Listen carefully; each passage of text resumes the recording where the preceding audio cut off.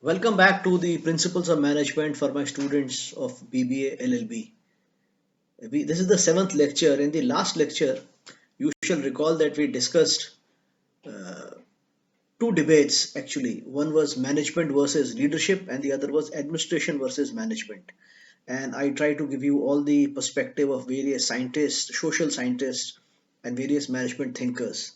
And I explained to you that every manager has a element of leadership, and without basic management skills a leader cannot be successful. In administration versus management, I discussed uh, with you as to what is known by administration in the corporate world, and in terms of traditional management thinking, what is administration and what is management.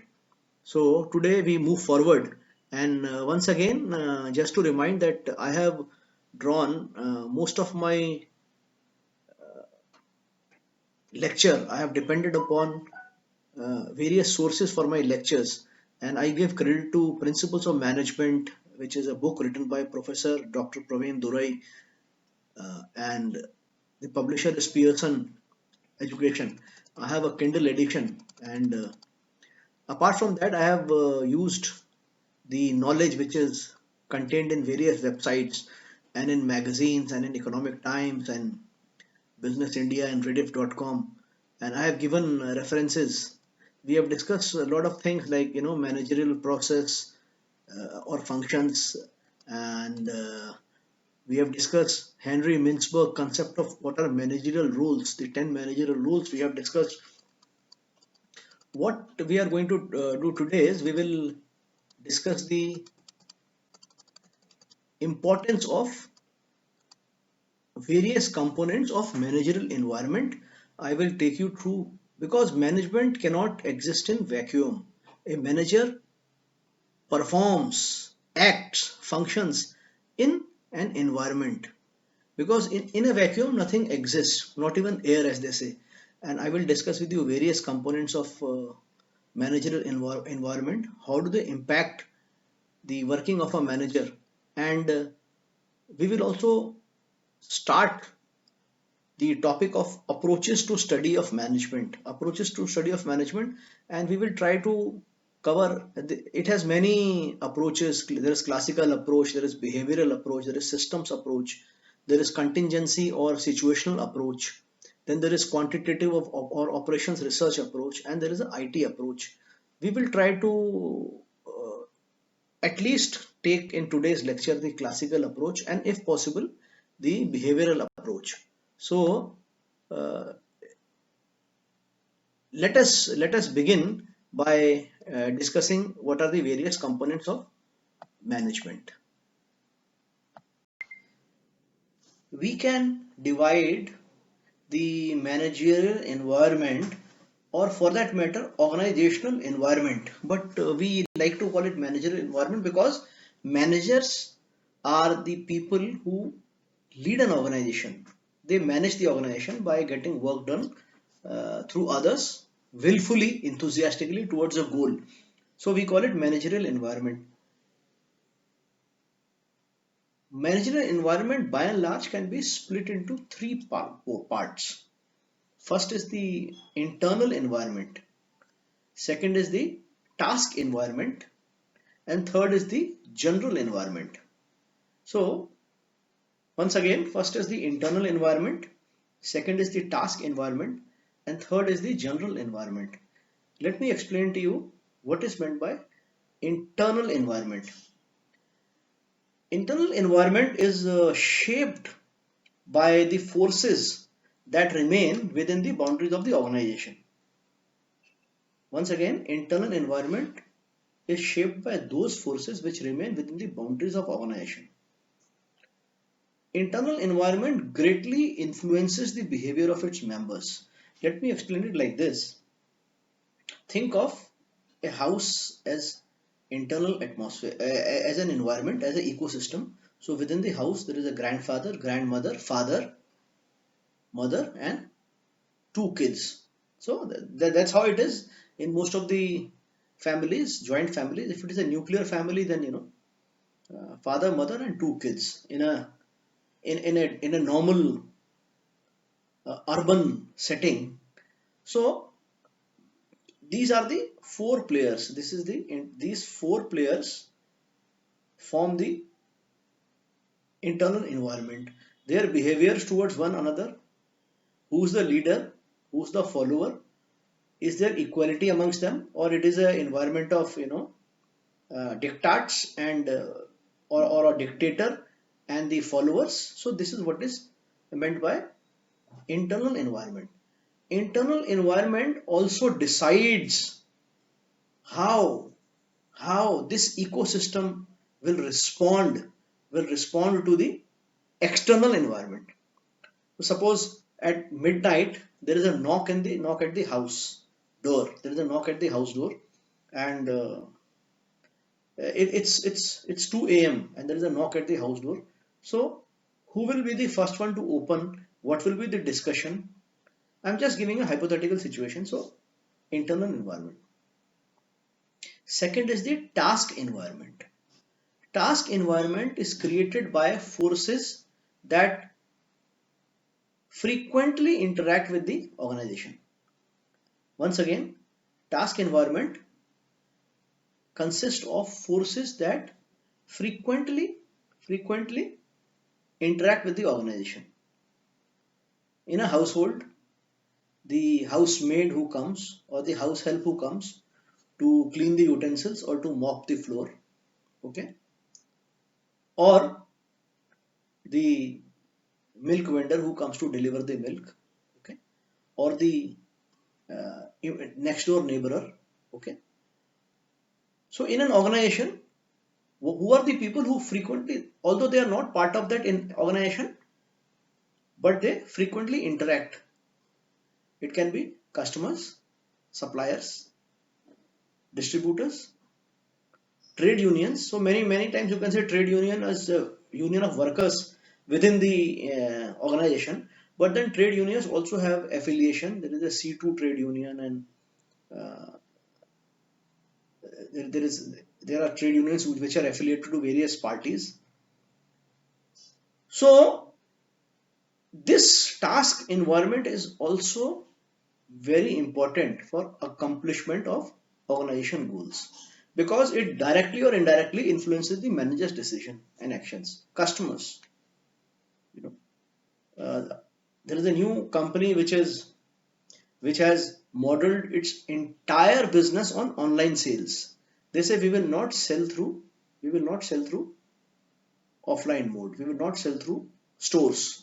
Our product will be exclusively available for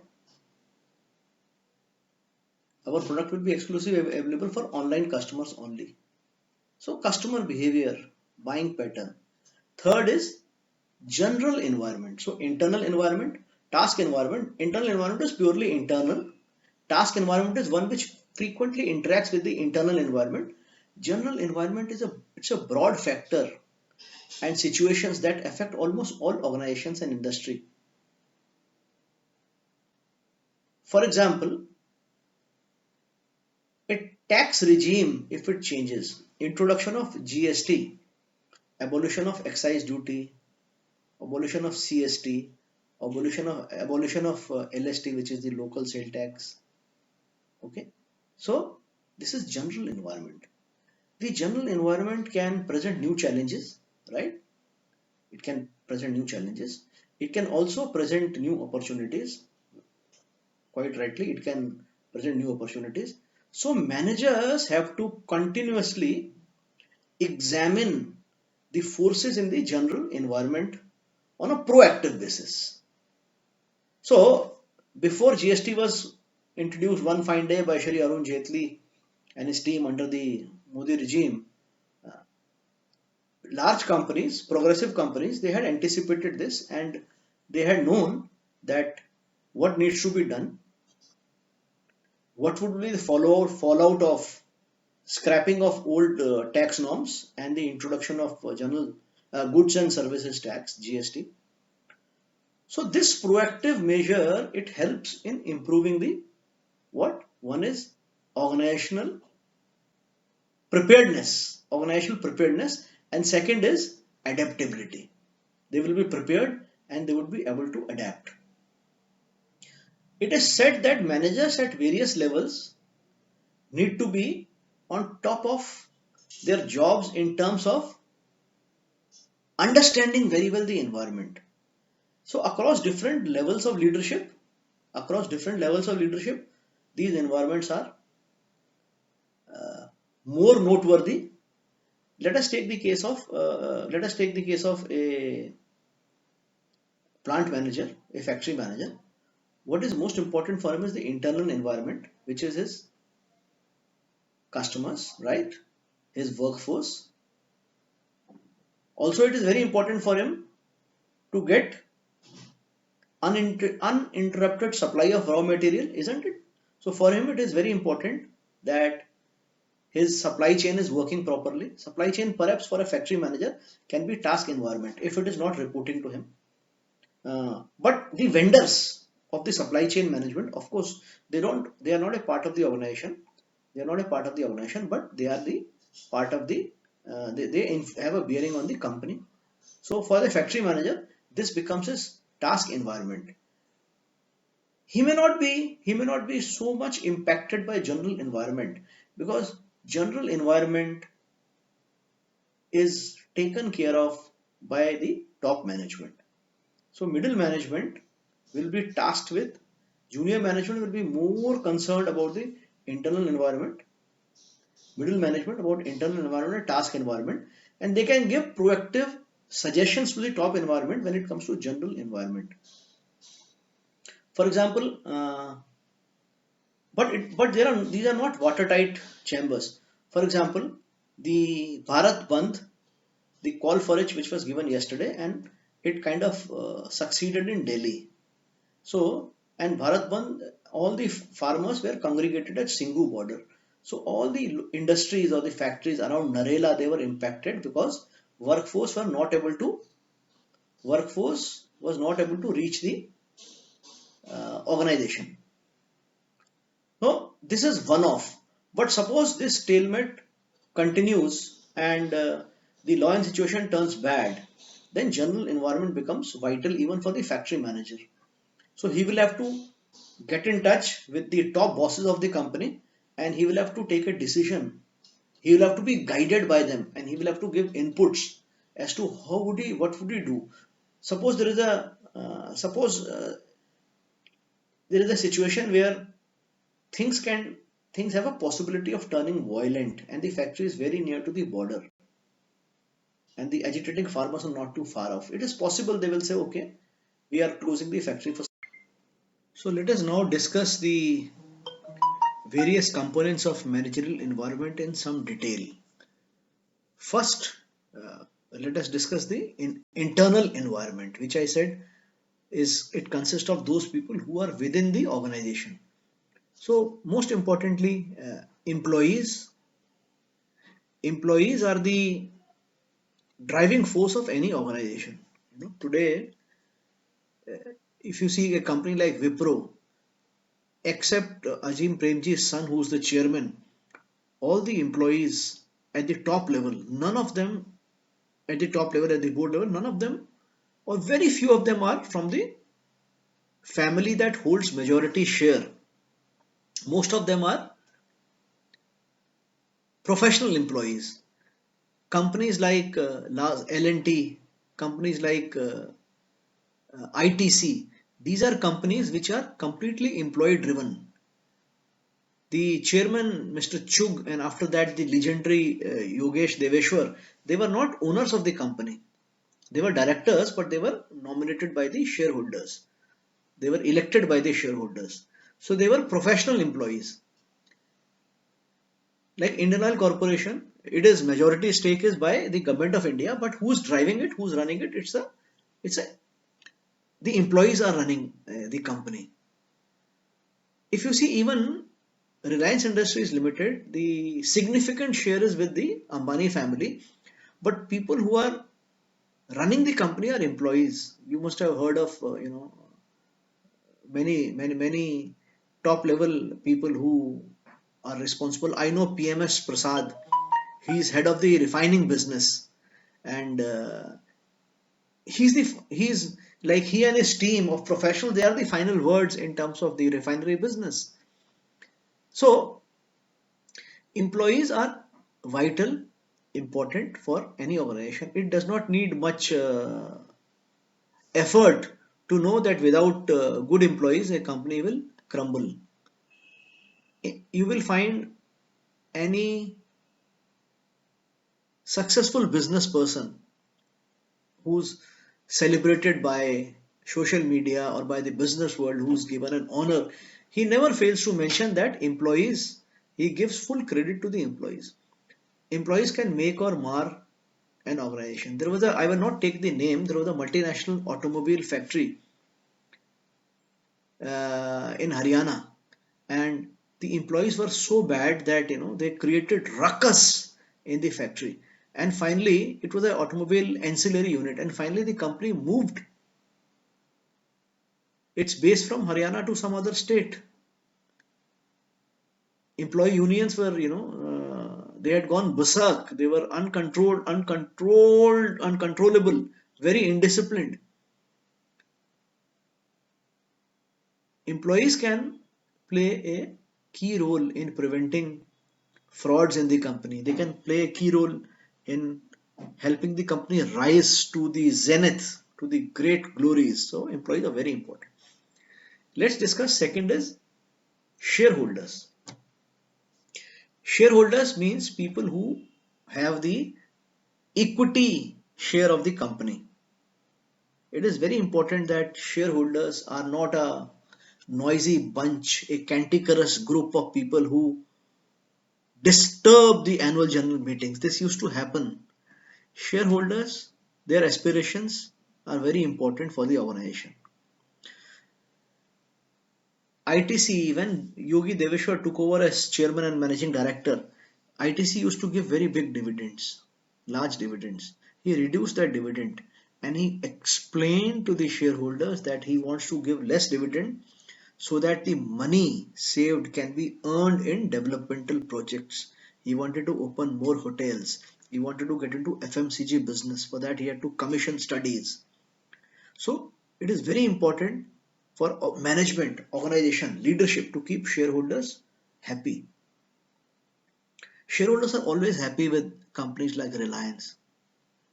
Recently, I I saw that Hindustan Zinc, it gives a dividend yield of 10%. Dividend yield means the dividend that a company announces divided by the market value of the share, not the face value. So a dividend yield of, it was at one point in time I read it, it was around 15%, high dividend yield. What, I'm not getting into the reasons which is good, bad, one time, but that made me sit up and take notice. So shareholders are very important. Who will know it better than the ownership of Tata Sons? Cyrus Investments Private Limited, Cyrus Mistry, who was briefly the chairman of Tata Sons, and his he and his family, they own around 18.4% of Tata Sons. Tata Sons, as you know, is the holding company of most of the Tata enterprises, whether it is Tata Motors or it is Tata Steel, it is or it is Titan.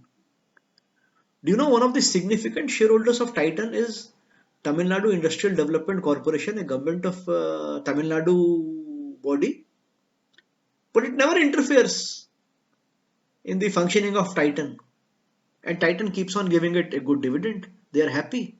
You want shareholders like a government shareholder, never demands, never interferes. So what is happening in Tata Sons is that Cyrus Mistry was removed as chairman of Tata Sons by the shareholders, and he went to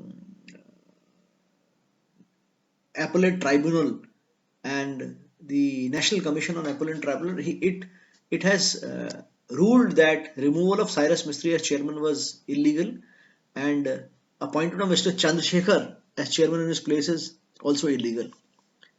But Supreme Court has granted a stay in that. And right now, Cyrus Mistry wants to offload his shares of Tata Sons, and which is being objected to by the other shareholders of Tata Sons. So it is not a smooth relationship. It is not good for the company. So shareholders are very important. They can create a good, favorable environment for the company. And if shareholders are fighting, it creates negative vibes in the company.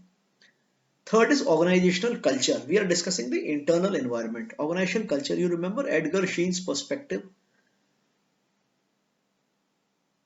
Organizations have culture which is reflected in their working. For example, if the organization believes in a value of equality, it will reflect in assumed values of not having any hierarchies or treating all equal, and it will be reflected, which is called the artifacts. It is reflected in a cafeteria which is common for all employees, whether the employees is the board of director, member of the board, or a salesperson, or a doorman. Any employee, anybody can walk into the cafeteria. So if an organization believes in openness, it will reflect in open door policy by the management, so that people can walk in and seek the uh, time of the management, and they can proceed and move on with their business or their jobs. So this is internal environment. Let's consider now task environment. So first is customers. Customers are very vital for any organization, and in fact customer is the focus. Customer is the central theme of any business enterprise. If customers are not happy, they will desert you. Think of very big companies where the customers left by droves. When I started my, or when I was studying in the graduate, I was studying for my undergraduate course. State Bank of India, Canara Bank, they were ruling the roost. They were most profitable banks. State Bank is still very profitable. It is still very large.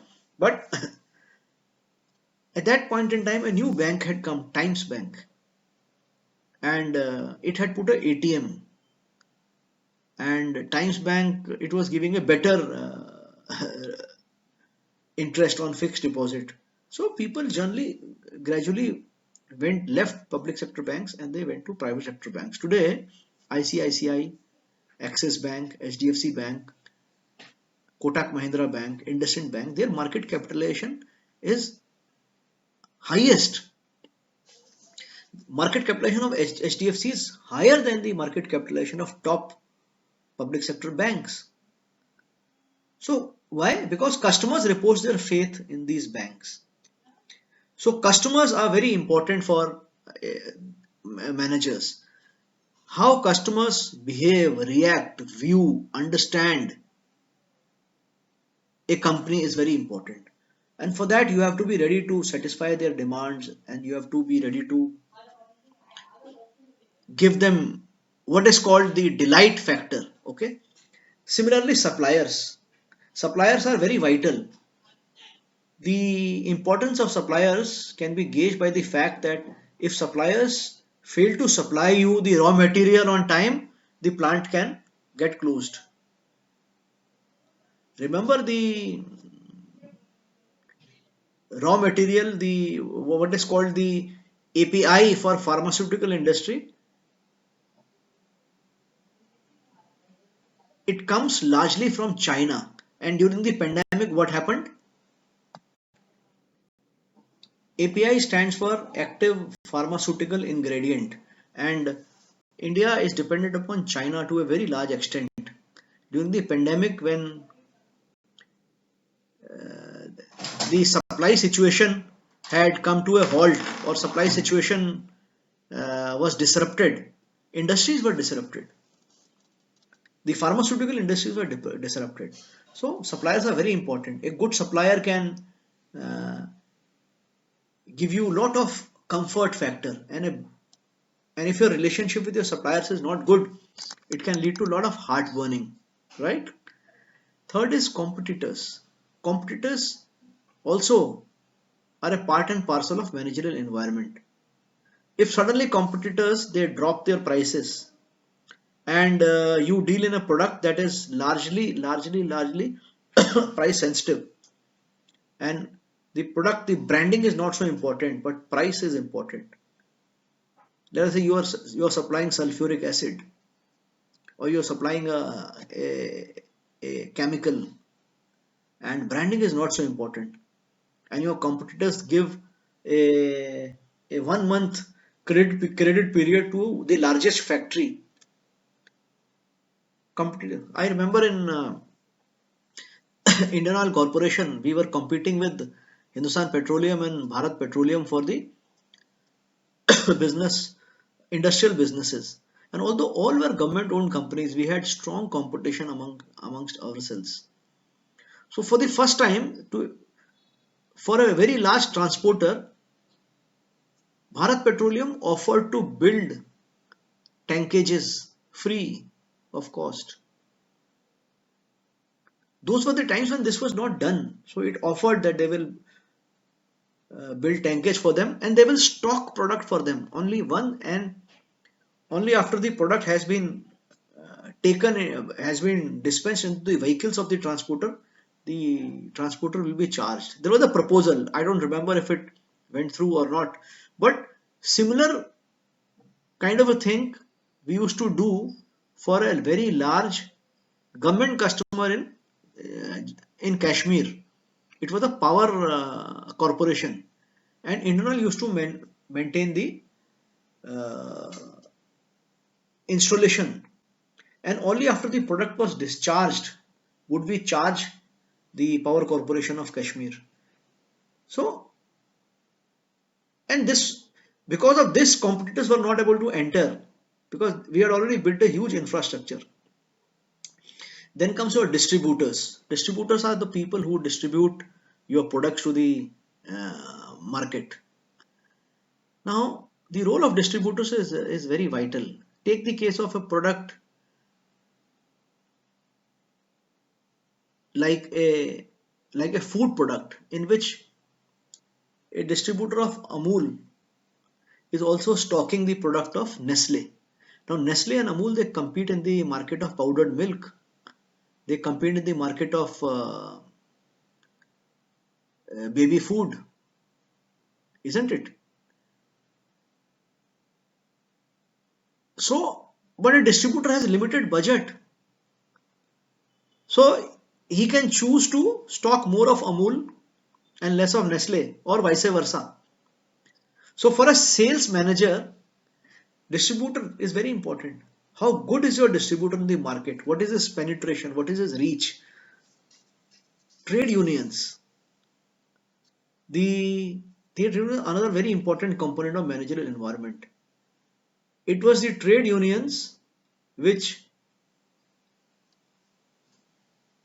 signaled the death knell of textile industry in Bombay, now Mumbai. All the textile units in Mumbai were closed because of the strike by the unions led by Datta Samant. I am talking of the late 70s and 80s. So, trade unions management used to be one of the biggest tasks for a manager. Still, in large industrial units like Hero Group or Honda or Maruti Suzuki, managing trade unions is not a simple job. I remember Daewoo factory in Greater Noida. It had major problems with the trade unions, which were very recalcitrant trade union, always willing to fight, always willing to take out sword and fight. I'm saying in the as a figure of speech. And then there are pressure groups. Pressure groups are, for example, see the pressure group Center for Science and Environment. It has taken samples of honey of various branded honey companies, And it has said that most of the companies, they fail the test, that they are adulterated using some Chinese syrup. These are pressure groups, advocacy groups. Third is the general environment. In general environment, let us we first take the social environment. How's the social environment of a country? So, for example, nobody would like to go and invest in a country or in a region where the social environment is one of unrest, where there is daily hartal or band or strike, lockdown. Technological environment is very important. A company which remained wedded to 2G when 3G and 4G had taken center stage has been wiped out. Political environment is very important, especially in a state. See, whenever a stable government comes, the share market goes up. Whenever there is a smooth transition from one government to another government, the stock markets go up.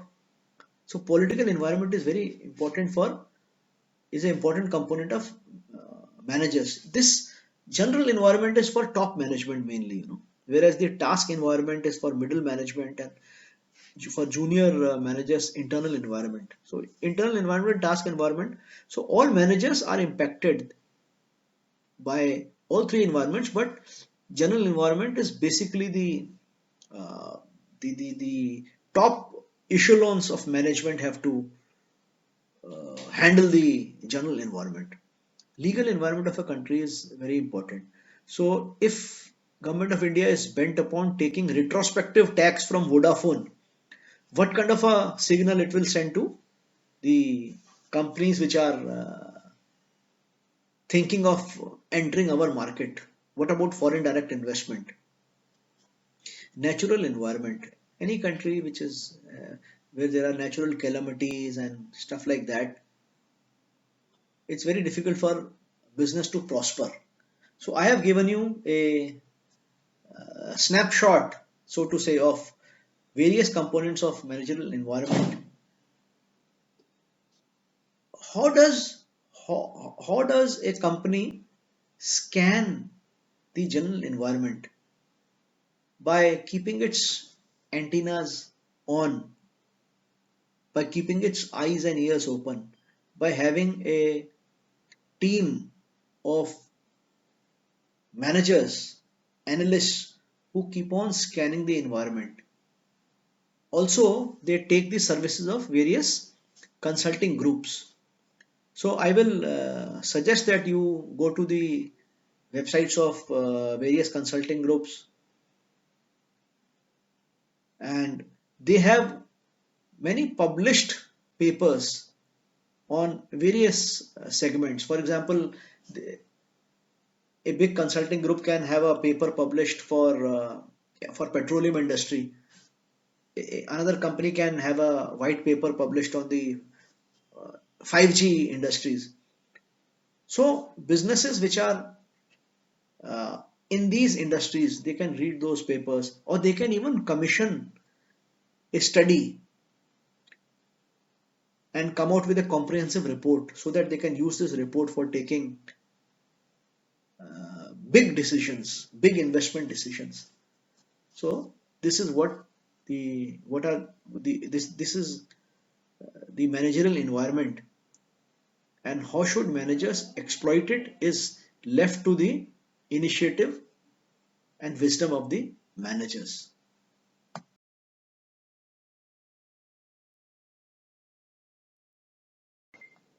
As I said in the beginning of this video lecture, that we will today try to cover the approaches to the study of management. So largely there are two approaches. One is called the classical approach, and the other is called the behavioral approach. Sometimes we call it neoclassical approach. Behavioral approach, it contains behavioral approach, and systems approach, contingency, situational approach. Uh, so let's try to cover classical approach. So you have to understand the primary focus of this approach is on the constant improvement of organizational efficiency through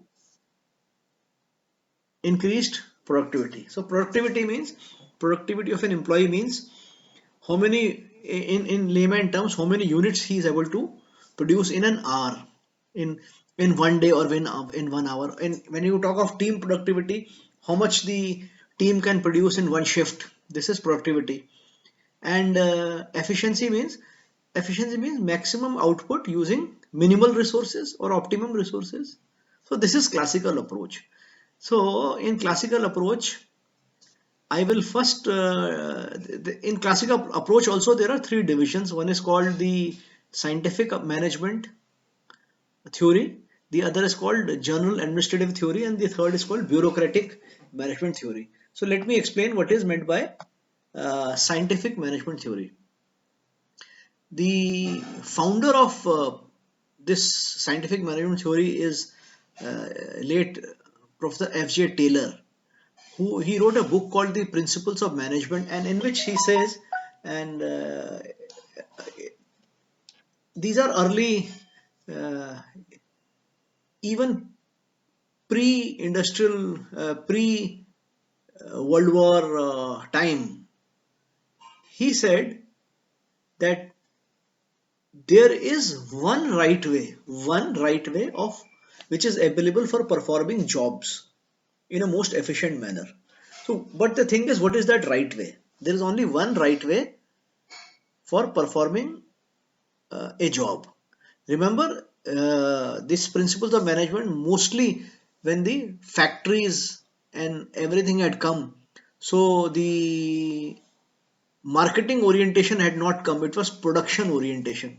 More you produce, more you are able to uh, earn revenue for your company. Demand was outstripping supply. So you, and production and product focus, good product and more product. So F.J. Taylor said that there is only one right way. But what is this right way?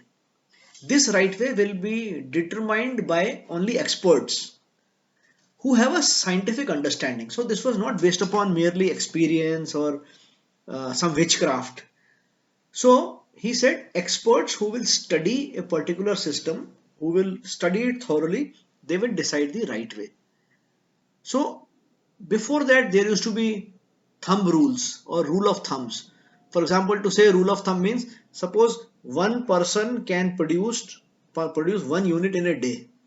So it was considered the gospel truth, as if this was cast uh, in stone, that one person has to produce 1 unit in a day. He said this has to be replaced by a scientific study. Somebody has to do time and motion study. Can he only produce one? Can he produce one full unit and part of some other part of unit number two? So time and motion study will have to be done. This will have to be studied, and rule of thumb will be replaced by science, true science in management. And instead of people being self training will be replaced by scientific training. But he did not neglect the aspect of cooperation. He said there has to be healthy cooperation, hearty cooperation, to quote him, between employees and employer. And he says there has to be equal distribution of work and responsibility. It cannot happen. Some people have all the work, some people have no work. So work and responsibility distribution has to be equal. Many factories implemented Taylor's principles and they achieved significant improvements. Some achieved 200% productivity, 200% improvement in quality, in performance. But Taylor's scientific management theory, it is criticized on one ground, that this approach is too mechanical, oriented by observation, and its basic focus is on increasing the productivity, in making making systems more efficient. It results in exploitation of workers. This is the criticism. Or it creates friction within trade unions. Also, it kills individual initiative. So if imagine there is a factory in which is a shoemaking factory. So it kills, see the factories. So when you make a shoe with your own hands, it's it's it's a live display of your creative skills. Your artistry goes into the production of that one shoe. But when everything is replaced by one right way, it kills away individual initiative. There is overemphasis on work measurement. So, but later on there were many management thinkers like Gantt, Henry L. Gantt was there, Frank and Lillian Gilbreth. They worked on scientific management theory and they made it more sensible, more acceptable. But this was scientific management theory in brief till about early 20th century. This was considered the best theory, that there is one right way.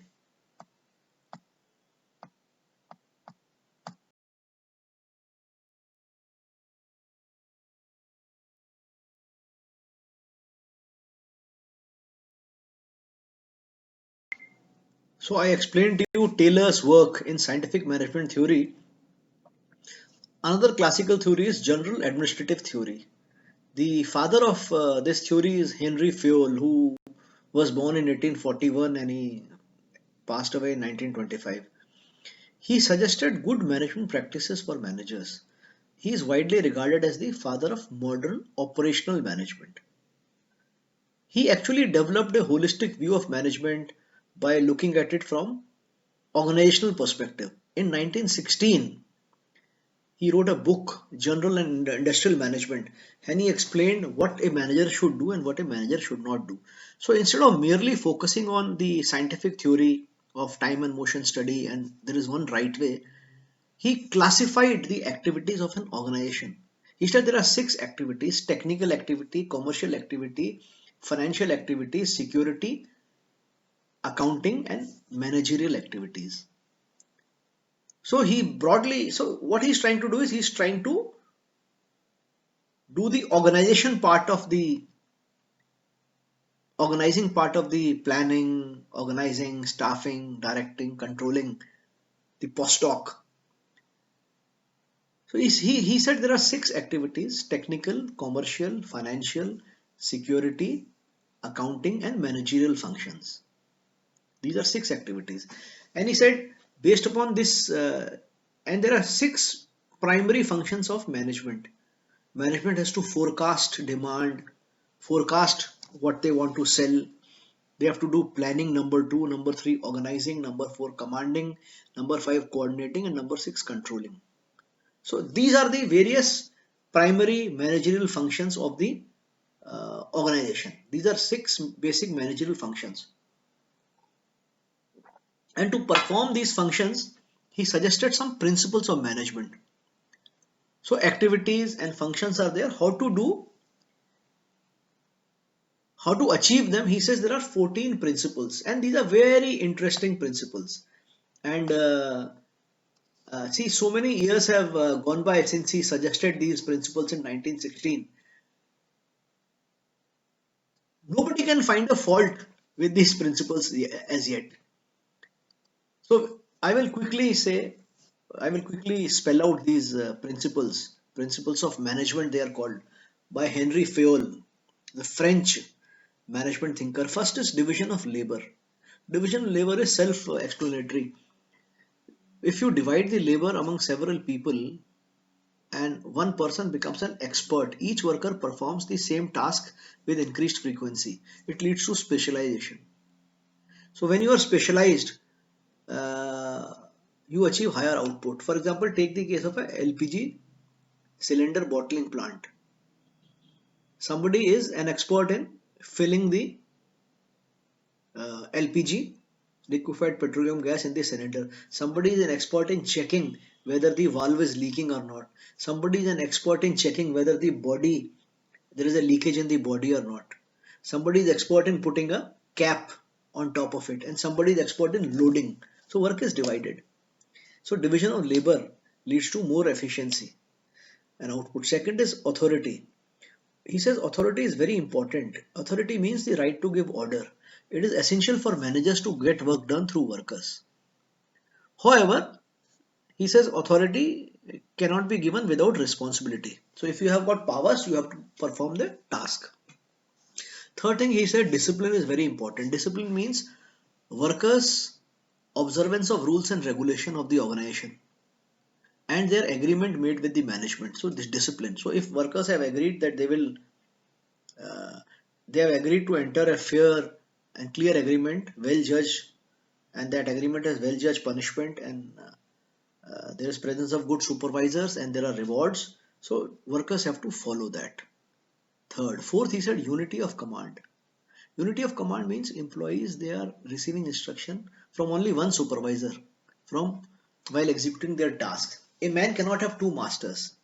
Now, once again, I am saying that this is what Henry Fewell said, but today we have seen there are multiple reporting relationships. But times have changed. But still, by and large, if one man cannot have two masters. Unity of direction. It fifth is unity of it refers to presence of one head and one plan to guide all the organizational or group activities that have the same purpose. So this will avoid confusion and inconsistency in message. So unity in direction.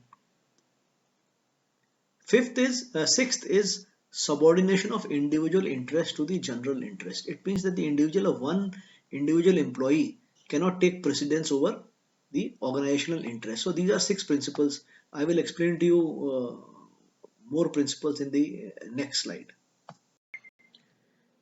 The seventh principle of management as envisaged by Henry Fewell was remuneration. Remuneration means salary.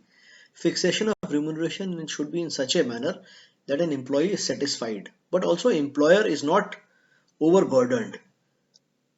So business conditions of the organization, value of employee, everything to be taken into consideration when you arrive at remuneration. Eighth point is centralization. That means it is a degree to which employees are involved in decision making. So each organization has certain degree of centralization depending upon its size and the skill levels of managers. So the degree of centralization increases when subordinates are less involved in decision making. So if subordinates are less involved in decision making, that means the top man, he has his centralization of power increases. So he said centralization must depend upon the size of the organization and the skill sets of manager. Then scalar chain. Scalar chain, he said the line of authority must flow from top management to the lower rank in an organizational structure. It should not happen that the instruction from managing director comes straight to the unit worker. It must pass through a scalar chain. But if quick communication is required, a direct link, it is called the gangplank, can be established by sidestepping the scalar chain, but this is in case of rare instances. So, 10th point he said is about order. Order means a place for everything and everything in place. Place for everything, whether it is human being or material or item in the store, okay, or equipment, a place for everything and everything in its place, whether it is material order or human order. No disorderliness. 11th point he said is equity. What is equity? Equity refers to the feeling of warmth, justice, friendliness, kindness in relationship is equity. So managers must treat all employees equally and impartially to inspire their confidence and faith. So this is the 11th principle. In the next slide, I will tell you the remaining principles. The 12th principle of management by Henry Fewell. And Henry Fewell's theory is widely viewed as systematic theory of management also. His techniques can be used for all functional areas of management, even though he is marginally more concerned with the activities of top level managers, but at across all levels. And once again, I am basing my lecture on the book by Professor Praveen Durai, his book Principles of Management. I suggest you should have a look at this book. It may be available in the library. Pearson Educations. I have got the Kindle edition. The 12th important principle of management, which Henry Fewell said, was stability of tenure of employees. It should not happen that employees they are shunted across various disciplines very fast, very soon. He says because a good tenure means that the employees they become familiar with their jobs and they become efficient in performing them. So organization plans and policies must allow sufficient time for employees to settle down. 13th point and very important point which Henry Fewell said is initiative.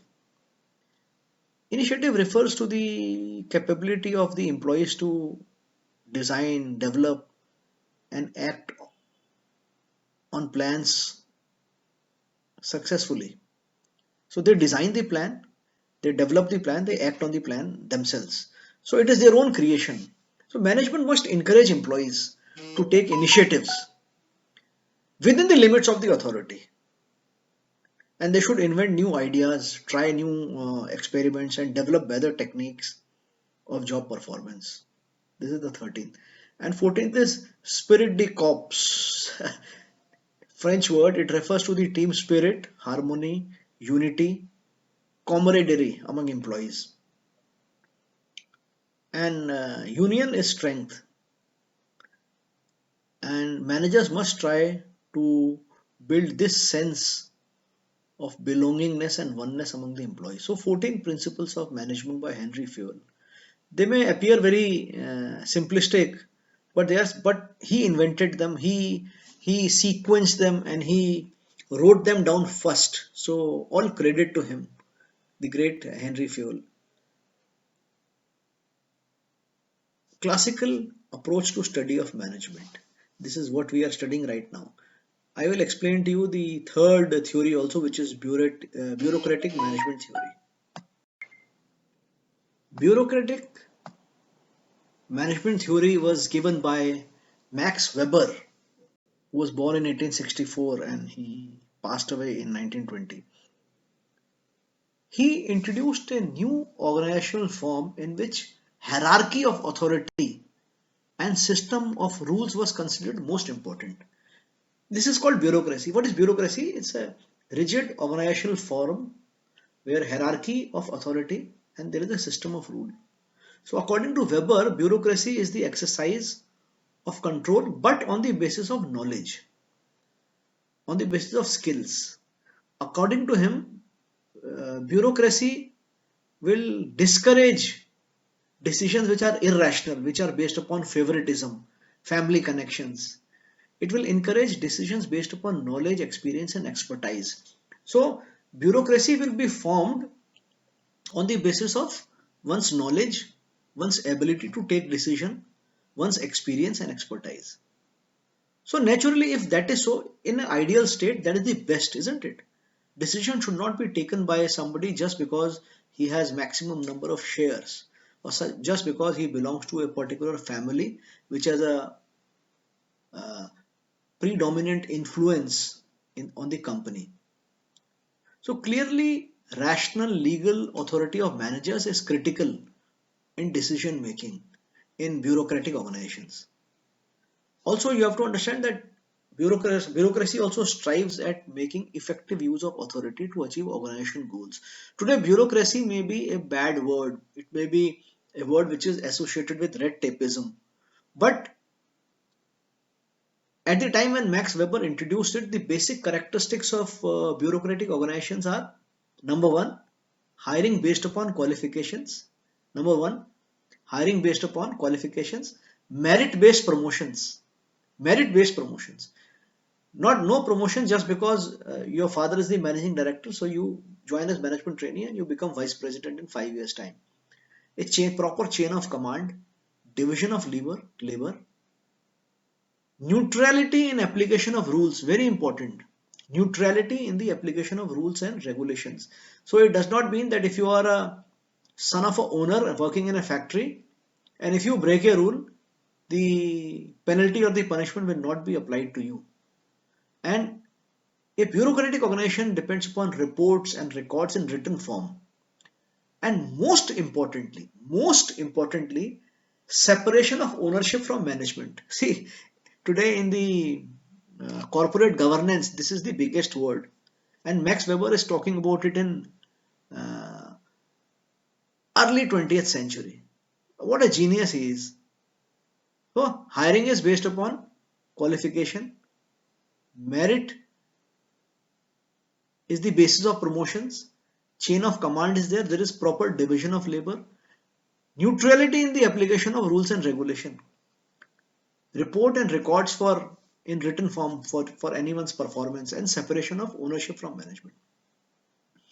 But this this kind of a this kind of a bureaucratic management, later on what started becoming is that it became too rigid.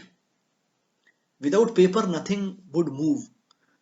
Also, you should understand that this style can be effective only in those organizations where the superiors, they have more knowledge, more technical competence than their subordinates. So in a traditional family run organization may not be possible.